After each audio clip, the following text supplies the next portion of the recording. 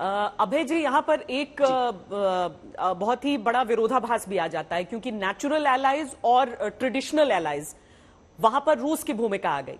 आप क्या रूस में इस मुलाकात को ध्यान से देखा जा रहा है कि अगर स्टेट विजिट होता है तो उसमें से क्या बातें होती हैं? बिल्कुल।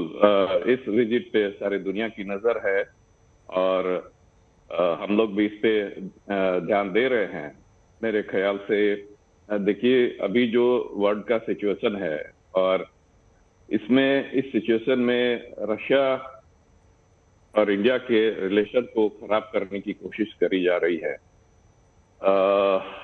देखिए, केवल रशिया इंडिया को लड़ाना एक असंभव बात है, लेकिन रशिया और चाइना का जो अच्छा रिलेशन है उसको खराब करने के लिए इस रीजन में इंडिया को सपोर्ट किया जा रहा है।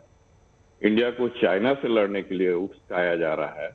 ये भी रशिया, इंडिया और चाइना तीनों कंट्री को कमजोर करने की साजिश है। और जहां तक इस लेवल पे नरेंद्र मोदी का अमेरिका विजिट है, ये बहुत अच्छी बात है। हिंदुस्तान का कद बढ़ रहा है, लेकिन इसके पीछे बहुत बड़ी साजिश है यूएस वालों की।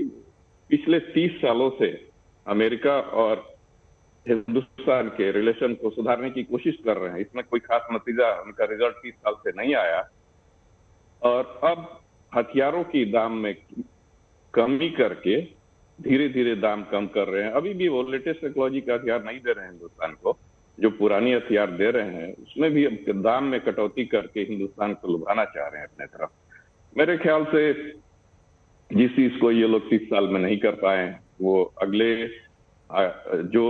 जो हिंदुस्तान और रूस का संबंध है पिछले 80 साल का है, इसको 30 साल में इतनी कमजोरी नहीं ला सकते। मेरा ये पर्सनली ये विचार है। लेकिन अभय जी, जो S-400 का जो पूरा सौदा था उसको लेकर अमेरिका की तरफ से आपत्तियों के बावजूद भारत ने अपना रुख बदला नहीं था। लेकिन इसी के साथ प्रधानमंत्री नरेंद्र मोदी ने not an era of war जैसा स्टेटमेंट भी दिया, जो कि तटस्थता भारत की दिखाता है। इस चीज को रूस में किस तरीके से देखा जा रहा है?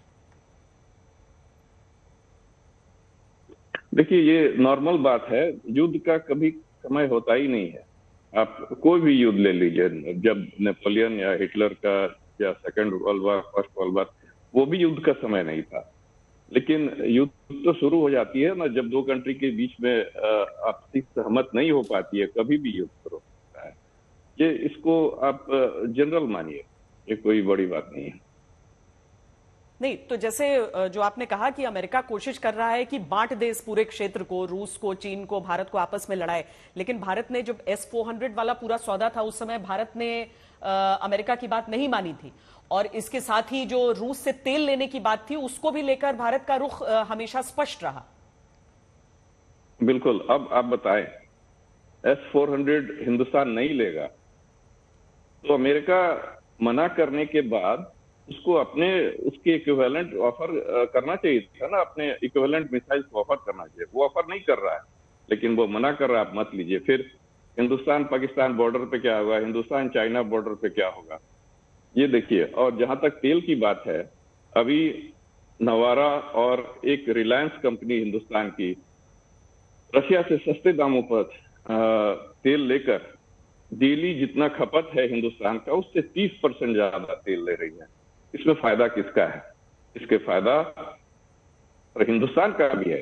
S-400 में भी हिंदुस्तान की जरूरत थी, वो मजबूरी थी दोनों देशों की। हाँ, हमने पैसा कमाया, लेकिन हिंदुस्तान में अभी S-400 को निकाल दीजिए इंडियन आर्मी से, देखिए हिंदुस्तान की आर्मी कमजोर नजर आएगी आपको। ये हिंदुस्तान की आवश्यकता थी।